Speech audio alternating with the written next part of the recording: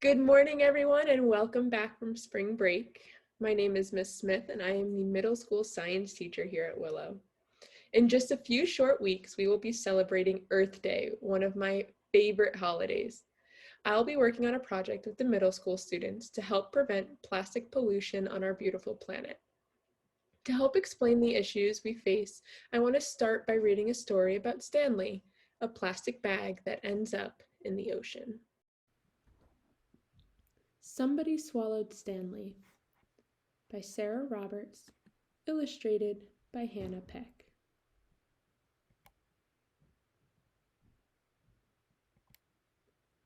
Stanley swept into the sea with a splash and a splish.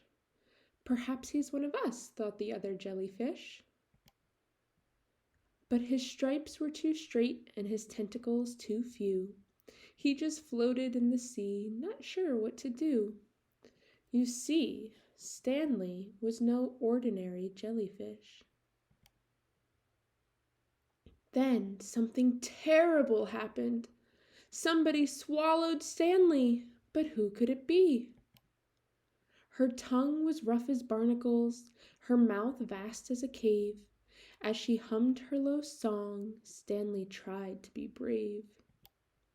So who had swallowed Stanley? The creature stopped singing as Stanley slid down her slimy throat. She coughed and spluttered, and then whoosh! With a rush and a rumble, steam burst from her spout. A whale had swallowed Stanley, but now he was out. Stanley dropped with a splash back into the sea, where he bobbed along gently, calm and carefree. Until something terrible happened. Somebody swallowed Stanley, but who could it be? With a sharp yellow beak and a small beady eye, the creature flapped his wings and rose up to the sky. But who had swallowed Stanley? He pecked and then snapped and he nipped, but Stanley wouldn't go down. More creatures flew over, first 2 and then 3. In all of the flapping and squawking, they let Stanley be. A seagull had swallowed Stanley, but now he was free. Poor old Stanley was ripped up, scruffy and torn. He sank and he sank, and he sank down some more. But something terrible happened before he reached the sea floor. Somebody swallowed Stanley again, but who could it be?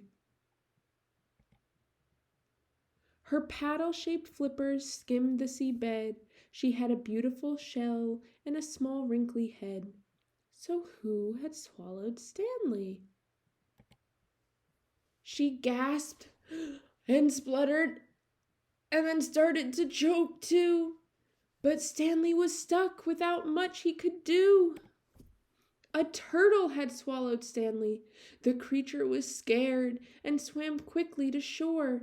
With Stanley stuck in her throat, she couldn't breathe anymore.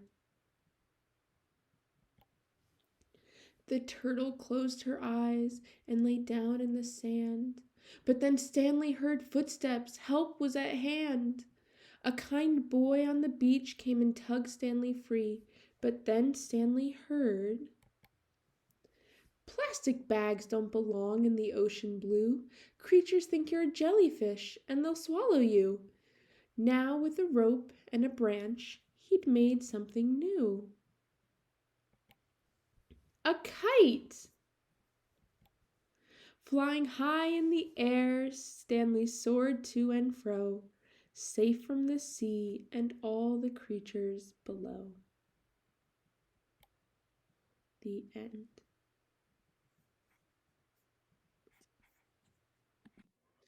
As we saw, Stanley definitely did not belong in the ocean. Yet every year, 8 million metric tons of plastic pollution from bags to bottle caps to straws or candy wrappers, ends up in our oceans. This is on top of the already 150 million tons already out there.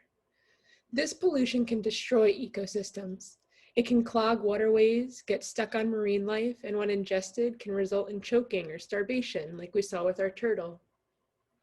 While the best course of action is always to avoid using plastic whenever possible, sometimes there's no choice. So just like the boy in the book found another use for Stanley, we need to find another use for the plastics we use after we're done with them. This is where ecobricks come in.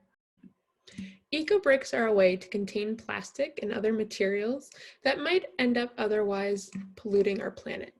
They start as a clear plastic bottle, and then you fill them with plastic waste, such as the wrappers from the bottle, plastic bags, straws, snack wrappers, styrofoam. Once you have a full, tightly packed bottle, you can use them as building blocks and make benches, garden boxes, walls, and more. Later this week, you will find a box in your classroom where you can put clean, dry plastic waste to use in our ecobricks. We'll also have a box in the farmhouse if any of our virtual learners would like to drop off their plastics. Together, we can give this waste a new life and purpose instead of it ending up in our forests, soils, and waterways.